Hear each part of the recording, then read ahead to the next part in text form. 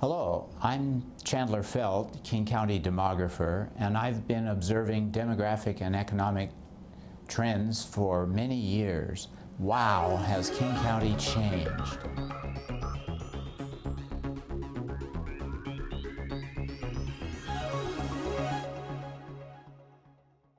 Looking over a period of almost 40 years, King County's population growth has been very steady, gaining 400,000 people in the last 17 years to a population of more than 2.1 million. However, during much of that 17-year period, the job growth has been up and down with two recessions during the 2000s, so that the number of jobs remained flat from 2000 to 2010. But since 2012, job numbers and population numbers have been growing greatly. So let's look at some of the big trends I've observed. The first one is economic diversification over a long period. Let's go way back to the late 60s when Seattle was a company town. The trouble with being a company town is if the company, in this case Boeing, crashes, as Boeing did in the early 70s, losing 2/3 of its jobs, the whole region suffers, and that's what happened during the early years of the 70s.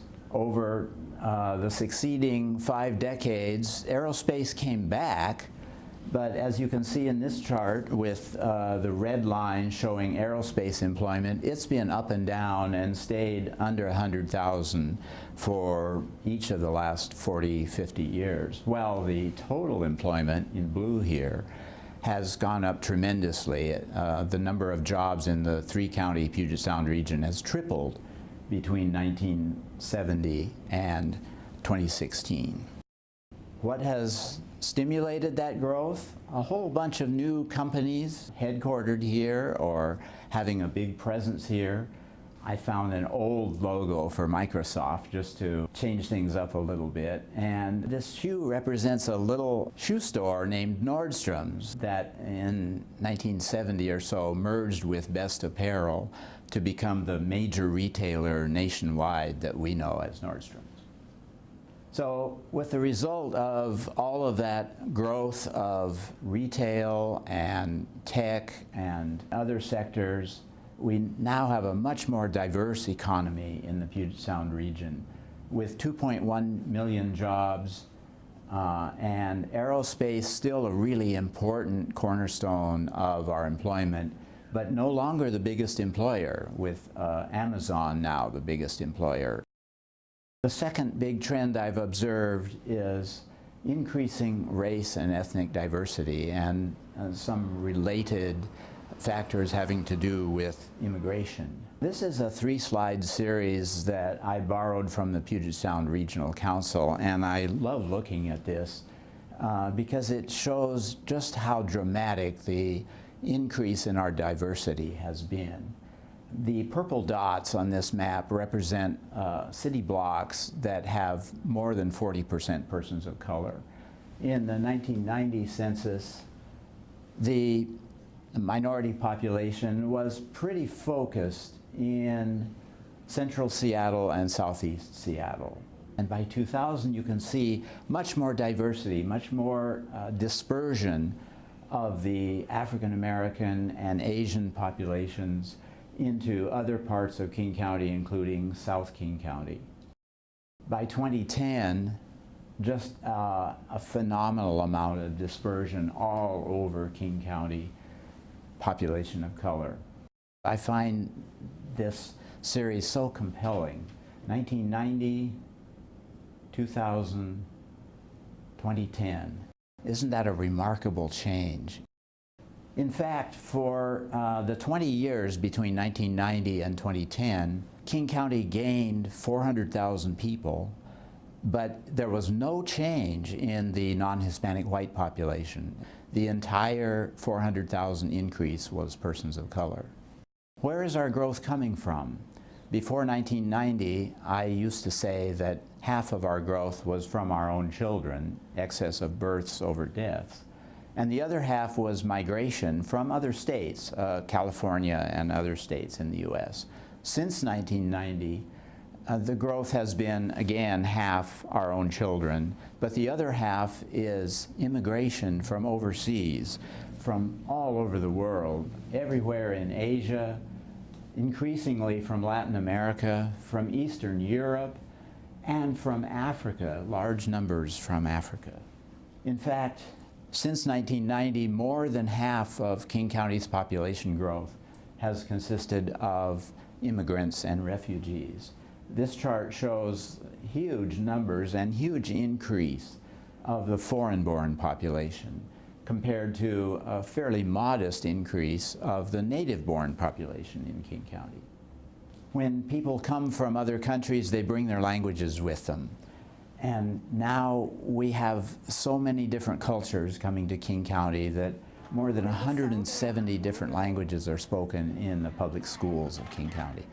In fact, more than a quarter of King County's population speaks a language other than English at home. And half of that quarter struggle with English. They report that they have limited English proficiency. So that has tremendous implications for the services that King County and its cities provide, with more than 200,000 people in King County having difficulty with understanding English.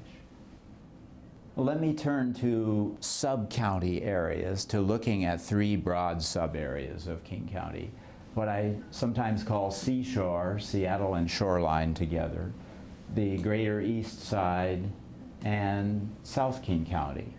It's convenient to break the county into these three big areas, and King County is so big that each of these three areas has a population about the same as the next largest county in Washington. All three of those sub-areas are becoming more diverse, have become more diverse in the last 20 years or so, but especially you can see in South King County big increases of the Latino and Asian populations.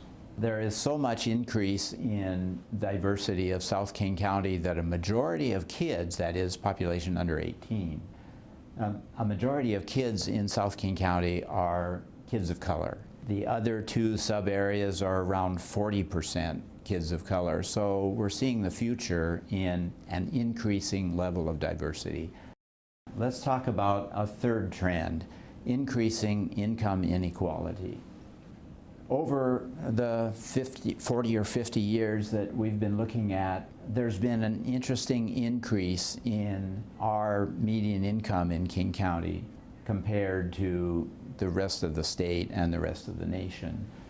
In the 1970 census, Washington, United States, and King County's income, median household income, were about the same. And increasingly over the decades, the median income in King County has pulled away from that of the U.S. and even Washington State. The median income varies a lot within King County too. You can see the East King County median income, well over $100,000, is much higher than that in South King County or Seattle and Shoreline for that matter. But the thing that I find most discouraging about this graph is the percent change, an increase of 17% in median household income over a 7-year period on the east side, while South King County income only went up less than the rate of inflation. But medians don't tell us a lot, so I've put in this slide to talk about the distribution of income by bracket. The blue bars here are our 5 brackets of income, households by income, from under half of median income to over 180% of median income. If you look at the 5 blue brackets, you can see that they're about the same number in the 2000 census of low income, high income, and each of the 3 middle income brackets. But by 2012, where has been the growth in the number of households? No growth here in the three middle income brackets, all of the growth has been in the lower and upper income households. In fact, that shows up here, just looking at the change in households by income, hardly any increase in middle income households during a 13-year period, while the number of high income households and low income households grew greatly. That's 2012 data. Since 2012, there's been a little more growth of the middle income population, so the disparity is not so great, but we would still expect more middle income growth than high or low, and that's not the case. We still have big increases in the low income as well as high income population. Similarly, poverty rates, just looking at the percent rates, jumped up in the recession after being fairly stable in Seattle, and countywide they increased quite a bit. But look at Seattle and the rest of King County outside of Seattle. When we turn from the rates to the numbers of persons below poverty has just mushroomed in the suburbs outside of Seattle during a 20-year period from the 1990 census. Modest increase in poverty population in Seattle, but almost tripling in 20 years outside of Seattle. Since 2013, the poverty rates and the numbers have been mitigated a little bit, so they're edging down outside of Seattle while still increasing in Seattle. But we still have very large numbers of persons below poverty. Poverty is focused in the Seattle shoreline area and in South King County in particular. Okay, let me talk about a fourth trend that's changing age and household characteristics in King County. First of all, looking at the location of the senior population, people over age 65, as recently as 1990, Seattle dominated the senior population. More than half of the county's population over age 65 was in Seattle. But over the succeeding 20 years, that population of seniors dropped in Seattle while growing greatly in the other two sub-areas to where by 2010 they were about the same. But what happened in 2010? The baby boomers started to turn 65, right?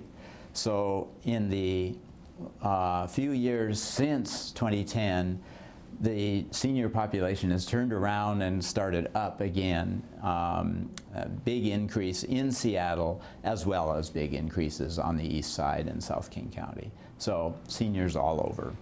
You can't get away from me. One of the most interesting household trends that I've observed is the increasing labor force participation of women over my career. In 1970, in the 1970 census, only about 40% of women over age 16 were in the labor force, while 80% of men were in the labor force. Over the succeeding 40 years or so, the labor force participation of women, as we all know, increased greatly, while the men's participation went down. The result is that the increase of women in the labor force has really driven the increase of employment overall, so that the number of women in the labor force is now almost the same as the number of men in the labor force. The fifth and last big trend that I've observed is the shifting locations of growth in the Puget Sound region, and especially in King County. And as a growth management planner, as well as demographer, this is one of my favorite trends to observe. Within King County, there's been a shift of the location of where most of the population growth has occurred. During the 20 years that I've been talking about, from 1990 to 2010, the biggest increase in population was in South King County, which grew almost as much as the other two areas combined. Since 2010, with the advent of Amazon and other high tech in Seattle especially, the growth has shifted into Seattle. Really pretty remarkable, considering how for many years the growth was outward from Seattle. That's partly a result of the Growth Management Act, which was adopted in 1990 and required Washington state counties to focus growth within their urban areas to protect rural and resource areas. So this is a Puget Sound Regional Council plan that focuses on these orange, what they call metropolitan cities, hoping to get much of the growth within central cities. And it has been remarkably successful in the Puget Sound region and especially in King County. In 1991, the year that the Growth Management Act was adopted, more than a quarter of the Puget Sound region's growth was occurring outside of urban growth areas that were subsequently identified, and just a small amount in the biggest cities of the region. Over the succeeding 22 years, the growth in big cities just increased and increased to where it's almost half of the new housing being built each year, while the number in rural areas has dwindled to less than 5%. In fact, about 2% in King County. So I find this change just remarkable. It's happening nationally with kind of back to the cities movement, but it's especially happening in the Puget Sound region and in King County. And part of that change in King County has been a shift of jurisdiction. In the early 80s, much of the growth was in unincorporated areas outside of city limits. But starting in 1990, several new cities were created, starting with SeaTac and Federal Way in 1990. And the remaining cities also started to annex territory, so that by 2016, more than half of the county's population is in the cities outside of Seattle, with slight increase in Seattle and dwindling population in the rural and unincorporated urban areas. Well, those are the trends that I've observed over my 40-year career as demographer here. The increasing diversity of the county, the increasing economic diversification of the county and the Puget Sound region, are changing household types and changes in employment, and especially recently the shifting of growth from outward facing in the county to inward facing toward Seattle, Bellevue, and other big cities. Well, thank you very much for listening, and if you would like more information, here are the main sources that I use for this information. Thank you.